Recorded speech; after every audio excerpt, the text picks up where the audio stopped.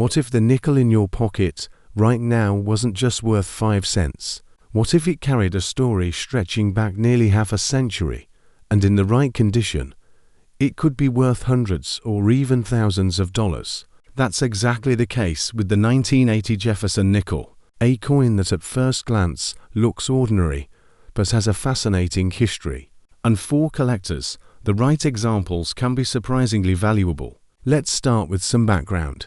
The Jefferson nickel has been a staple of U.S. coinage since 1938, when it replaced the Buffalo nickel. Felix Schlock, a German-born sculptor, won the design competition held by the U.S. Mint, and his artwork has been at the center of American pocket change ever since. On the obverse, or front, of the coin, we see a left-facing portrait of Thomas Jefferson, the third President of the United States, and the principal author of the Declaration of Independence. On the reverse, you'll find a detailed image of Monticello, Jefferson's famous Virginia estate. This pairing of Jefferson's profile and his home has made the nickel one of the most recognizable U.S. coins of the 20th century. By the time 1980 rolled around, the Jefferson nickel had already been in circulation for more than 4 decades. It had weathered design adjustments, the World War to Silver War nickels between 1942 and 1945, and subtle changes in strike quality across different decades.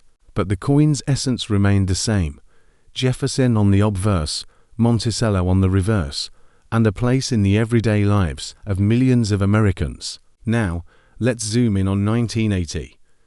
This was an important transitional year for U.S. coinage. The late 1970s had seen rising costs of metals and a push to refine minting techniques, and by 1980, the mint was producing coins in massive numbers to keep up with demand. The Jefferson nickel was no exception. In 1980, 3 different U.S. mints struck the Jefferson nickel: Philadelphia, Denver, and San Francisco. This year is especially notable because it marked the first time the Philadelphia mint added a P mint mark to its coins, something collectors now take for granted. Before 1980, Philadelphia coins typically carried no mint mark at all, which made it difficult for collectors to trace the origin of their coins. So, when you see a 1980 nickel with a P mint mark, know that it was the first year in U.S. history that this practice was adopted. That alone gives the coin a special place in numismatic history. Here's a breakdown of production. Philadelphia struck over 657 million nickels with the new P mint mark. Denver produced even more than 735 million nickels with the familiar D. San Francisco, on the other hand, struck proof coins only, with a total of about 3.5 million proof nickels bearing the S mint mark. Put together, that's nearly 1.4 billion nickels minted in 1980, a huge number by any standard. With such large production, you might be thinking these coins can't possibly be rare, and in circulated condition, you'd be right. A 1980 nickel you find in pocket change, almost always worth just 5 cents. But here's where it gets interesting. Condition, rarity at the highest grades, and era varieties are what turn a common coin into a collector's prize. Let's talk composition for a moment. The 1980 Jefferson nickel in a copper-nickel alloy, with 75% copper and 25% nickel, weighing 5 grams and measuring 21.2 millimeters in diameter. Unlike earlier silver nickels from World War II, the 1980 nickel has no precious metal content. So when it comes to value, everything depends on grade and collector demand. Now, condition is king in numismatics. A circulated 1980 nickel worth face value, but uncirculated coins, especially those graded mint state by professional services like PCGS and NGC, start to become interesting. An MS-63 example might sell for just $1 or $2. By MS-65, the price jumps to about $10 to $15. When you get to MS-66, values can range from $30 to $60, depending on demand and eye appeal. But the real leap comes at MS-67 and above. In these grades, coins become genuinely scarce. A 1980 P nickel graded MS-67 has sold for over $500 at auction, and a 1980D in the same grade has reached similar levels. If you ever come across one graded MS67 Plus or MS68, you're looking at a true rarity that could sell for over $1,000. Proof coins from San Francisco have their own market. A 1980S proof nickel in PR67 is worth around $5 to $8, but higher grades like PR69 Deep Cameo can reach $20 to $40. Perfect PR70 Deep Cameo examples are the real prizes, often commanding $200 to $400, depending on demand and the strength of the strike.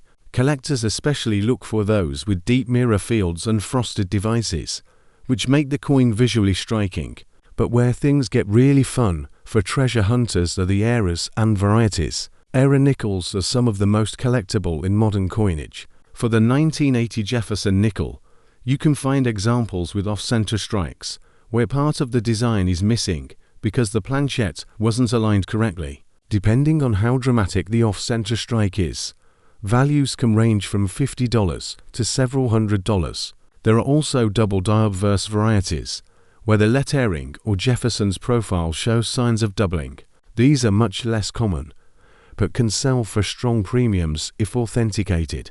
Missing clad layers, although rare on nickels compared to dimes and quarters, have been reported and can fetch hundreds of dollars. Struck through errors, where a piece of debris got between the die and the planchette, can also bring in serious collector interest. Another fascinating point is the first year P mint mark itself. Since 1980 was the first year Philadelphia used the P on nickels, some collectors focus heavily on finding the best possible examples of this coin to commemorate the milestone. This makes high-grade Philadelphia nickels especially attractive at auction. To put this into perspective, let's look at some auction records. A 1980p Jefferson nickel-graded MS67 Plus by PCGS sold for nearly $1,500, setting a benchmark for the series. A 1980D in MS67 has sold for over $700. Even proof nickels have surprised collectors, with perfect PR70 Deep Cameo examples hitting $400 to $500, and era coins, depending on severity, have crossed the $1,000 mark when the right buyers are competing. So, what does all this mean for you? If you come across a 1980 Jefferson nickel, don't dismiss it as just another 5-cent coin. Look closely at the mint mark. If it has a P, remember you're holding the first ever Philadelphia mint marked nickel in circulation. If it's in great condition with sharp details and little to no wear, it might be worth getting graded. And if you spot something unusual doubling, off-center designs, or strange surfaces, it could be an era coin worth far more than face value. At the end of the day, the 1980 Jefferson nickel reminds us that even modern coins can have hidden gems. Most people see a nickel and think nothing of it, but collectors know that history, condition, and rarity all come together to create value. The thrill of finding that one coin in pristine shape, or discovering an era that few others have, is what makes coin collecting so exciting. So the next time you're going through your change, pay attention to those dates and mint marks. The 1980 Jefferson nickel isn't just another coin, it's a milestone in US coinage history. And in the right form, it could be worth far more than its 5-cent face. And just like I always say, the next valuable coin could already be sitting in your hands. If you want to know how and where to sell nickels like this, stick around until the end of my videos. For now, if you've got a 1980 Jefferson nickel and you're curious about its potential worth, drop the word price in the comments, and I'll share the details with you directly.